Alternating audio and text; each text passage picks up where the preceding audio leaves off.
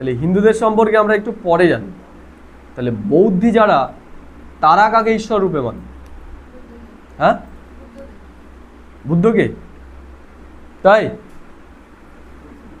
গৌতম বুদ্ধ নিজেকে ভগবান বলেছে? ও তো নিজেই গুরু করে বেরিয়েছে। কোন ধর্মের ছিল?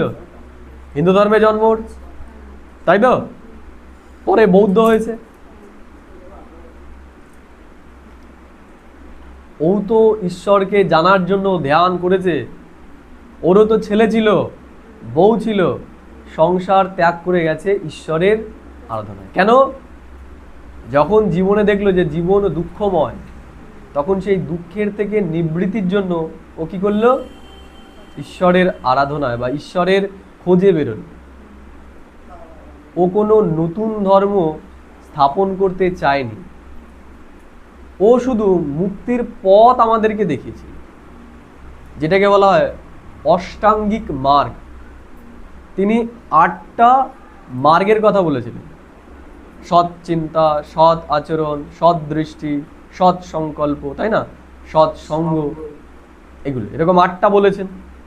তিনি কোনো নতুন ধর্ম করেননি কিন্তু, এবং তিনি কখনোই তার পুজো কাউকে দিয়ে করান। শুধু মার্গের কথা বলেছেন যে তোমরা এই মার্গে চলো, তাহলে এই মুক্ত হবে। আর তিনি কি বলেছেন? যে জন্ম মৃত্যুই হচ্ছে আমাদের দুঃখের কারণ। আর একটু আগে যে কথাটা বললাম আমি, যে ইচ্ছাই হচ্ছে সমস্ত দুঃখের কারণ। যার ইচ্ছা নেই তার দুঃখও নেই, যার ইচ্ছা আছে তার দুঃখ আছে। তা গৌতম বুদ্ধ কি করেছেন?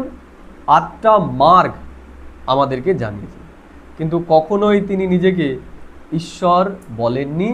এবং গৌতম বুদ্ধ ঈশ্বরের অস্তিত্ব আছে বা নেই সেই সম্পর্কেও তিনি স্পষ্ট করে কিছু বলেন। তিনি ঈশ্বরের অস্তিত্বকে স্বীকারও করেননি, আবার অস্বীকারও করেননি। তিনি শুধু আত্মার যে অস্তিত্ব আছে এটা স্বীকার করেছেন। তাহলে আত্মার যদি অস্তিত্ব থাকে, তাহলে পরমাত্মা বলেও কিছু আছে, তাই তো নাকি? যাই হোক, কিন্তু পরবর্তীকালে তার যে অনুগামীরা, তারা বুদ্ধকেই ভগবান বানিয়ে দেয়। এর জন্য আমরা দেখব পরবর্তীকালে বৌদ্ধ ধর্মের মধ্যেও ভাগ হয়ে যায় হীনযান আর মহাযান।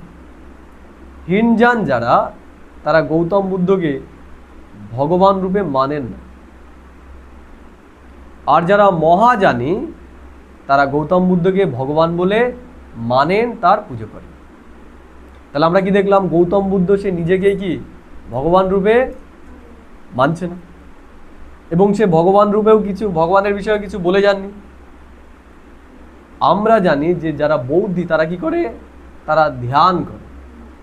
তাহলে ধ্যান কিসের করে? আমরাও দেখবো ওরা যখন ধ্যান করে চারিদিকে মোমবাতি জ্বালিয়ে নেয়।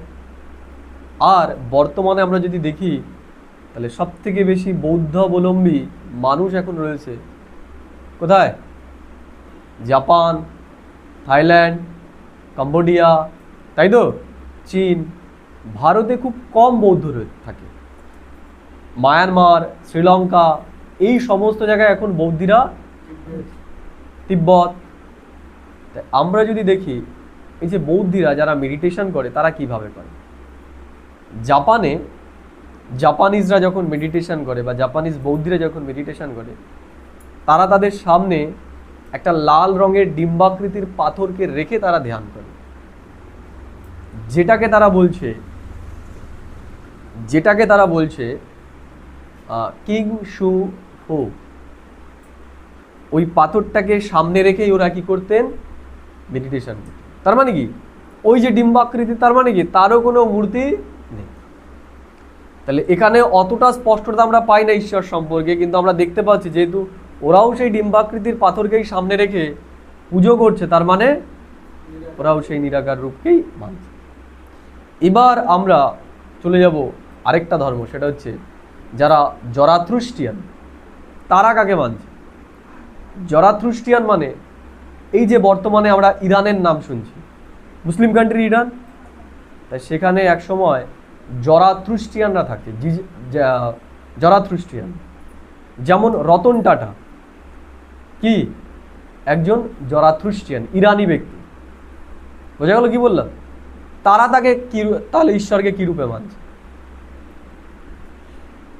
তারা ঈশ্বরকে আগুনের প্রতিরূপ মানে, আগুনের প্রতিরূপ, অর্থাৎ আগুনকেই তারা ঈশ্বর রূপে মানে। তাহলে আগুনও যখন জ্বলে কি রূপে জ্বলে? জ্যোতি রূপে, আলো রূপে। বোঝা গেল? এবার যারা শিখ তারা তাহলে কাকে মানে? তারা কাকে মানে? গুরু নানক কোন ধর্মের ছিলেন? হিন্দু ধর্মেরই ছিলেন, হিন্দু হিসেবে তো জন্ম নিয়েছিলেন। কিন্তু সেই সময় আমরা দেখব যে হিন্দু ধর্মের যে গোড়ামি, সেটার থেকে মুক্তির জন্য তিনি কি করেন? সত্য জ্ঞানটাকে জানার ইচ্ছায় তিনি সমস্ত ধর্ম সম্পর্কে জ্ঞান লাভ করেন। তিনি খ্রিস্টান ধর্ম সম্পর্কে অধ্যয়ন করেন, মুসলিম ইসলাম ধর্ম সম্পর্কে অধ্যয়ন করেন এবং হিন্দুকেও অধ্যয়ন করেন। তিনি অধ্যয়ন করে যেটা রিয়েলাইজ করেন সেটা হচ্ছে এক ওঙ্কার নিরাকার সৎ শ্রী অকাল। কি বলেছেন? এক ওঙ্কার নিরাকার। তাহলে ঈশ্বর কি? ওঙ্কার, ওম, ওঙ্কার। ওঙ্কার মানে ওম আমরা বলি না? তাহলে আমরা বলি কি? ওম শান্তি বলি তো? তাহলে ওম শান্তি মানে ওম শব্দটা এসছে অহম থেকে। অহম মানে আমি, অহম মানে আমি, আমি নিজে। তাহলে ওম শান্তি মানে আমি নিজে শান্তি স্বরূপ। তাহলে নানক কি বলেছেন? এক ওঙ্কার, তার মানে তিনি এক এবং ওং আকার। ওঙের আকৃতি যেমন, মানে ওই যে ও এর মতো ওই আকৃতি নয়, অর্থাৎ আমি আত্মা, আমার যে আকৃতি, এক পরমাত্মা যিনি আছেন তার আকৃতিও কার মতন? আমার মতন। এর জন্য বলছে এক ওঙ্কার নিরাকার সৎ শ্রী অকাল। সে সত্য, সুন্দর এবং অকাল। অকাল মানে যার মৃত্যু হয় না। আমাদের তো মৃত্যু হয়, এই শরীরের মৃত্যু হয়, আমাদের কাল খেয়ে ফেলে। ঈশ্বরকে কখনো কাল খেতে পারে না। এই জন্য তিনি হচ্ছেন সৎ শ্রী অকাল। তিনি হচ্ছেন সত্যম শিবম সুন্দরম। তিনি সত্য, তিনি সুন্দর। সত্যম শিবম সুন্দরম। তাহলে সে সত্য, সুন্দর এবং সেই শিব। বোঝা গেল কি বললাম? তাহলে আমরা দেখতে পেলাম যে গুরু নানক সেও কাকে মানছে? সেই নিরাকারকেই মানছে। এর জন্য ওরাও কি কোনো মূর্তি পুজো করে না। করে? করে। গুরু নানক কি ঈশ্বর রূপে মানে? মানে না। গুরু নানক হচ্ছে ওদের গুরু, গুরু নানক হচ্ছে গুরু, কিন্তু মানে নিরাকারকে। ক্লিয়ার? এবার রইল কারা তাহলে? হিন্দুরা। তাহলে হিন্দুরা কাকে মানে ঈশ্বর রূপে? ঈশ্বররা কাকে মানে? হিন্দুদের হচ্ছে যত মত তত পথ। এরা 33 কোটি দেবী দেবতাকে মানে, গাছকে মানে, পাথরকে মানে, নদীকে মানে, সূর্যকে মানে, সব কিছুর মধ্যেই ভগবান। তাই না?